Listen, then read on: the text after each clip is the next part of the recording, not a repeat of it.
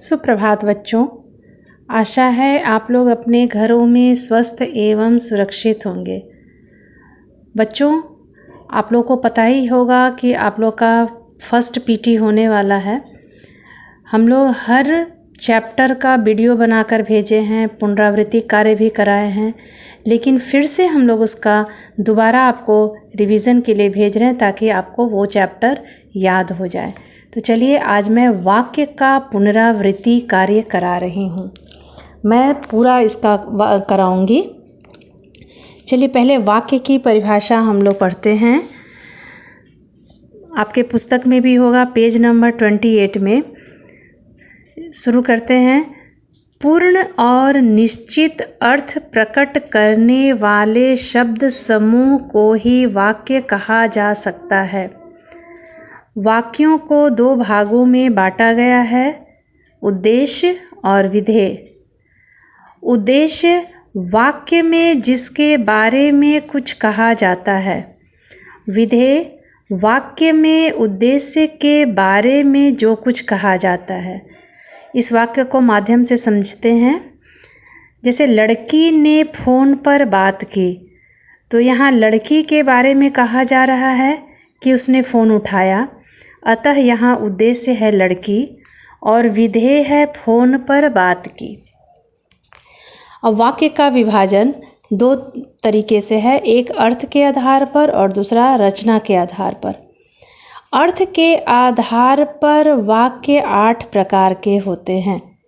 पहला है विधानवाचक वाक्य, दूसरा है निषेधवाचक वाक्य, तीसरा है प्रश्नवाचक वाक्य, चौथा है आज्ञावाचक वाक्य, पांचवा है इच्छावाचक वाक्य, छठा है संदेहवाचक वाक्य, सातवां है संकेतवाचक वाक्य और आठवां है विस्मयादिवाचक वाक्य।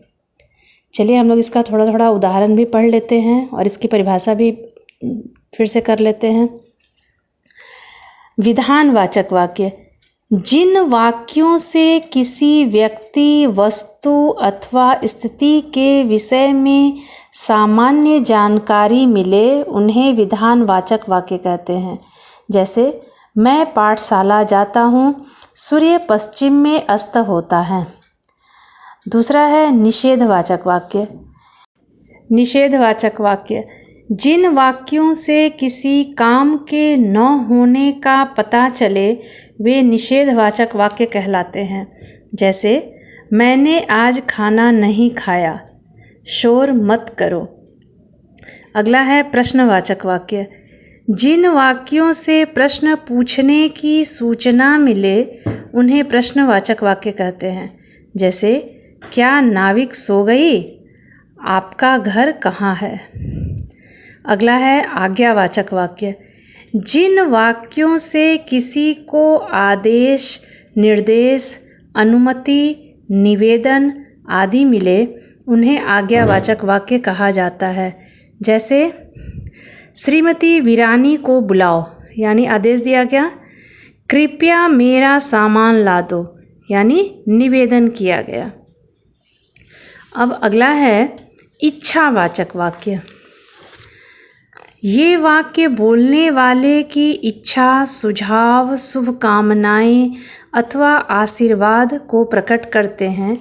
जैसे, ईश्वर तुम्हारी मनोकामना पूर्ण करे, चलो आज मिलकर भोजन पकाएं। संदेहवाचक वाक्य ये वाक्य किसी काम के होने के बारे में संदेह या कोई शंका व्यक्त करते हैं। जैसे, शायद शाम को आंधी तूफान आए, संभवतः नाफिया आ जाए। अगला है संकेतवाचक वाक्य। इन वाक्यों में होने वाले कार्यों की सफलता, असफलता दूसरे कार्यों पर निर्भर होती है। जैसे, अगर गिल्लू पढ़ेगा तो छुटकी भी पढ़ेगी, यदि गेहूं पिसेगा तो रोटी भी बनेगी। विस्मयादिबोधक वाचक वाक्य जिन वाक्यों से मन के विशेष भाव, खुशी, दुख, घृणा, आश्चर्य आदि का पता चले, उन्हें विस्मयादि वाचक वाक्य कहते हैं, जैसे हाय बेचारा गिर पड़ा, वाह कितने सुंदर फूल हैं। बच्चों, और भी है रचना के आधार पर वाक्य का, मैं अगली कक्षा में कराऊंगी। तब तक आप लोग इतना अपने उत्तर पुस्तिका में अवश्य लिखकर याद कीजिएगा। धन्यवाद।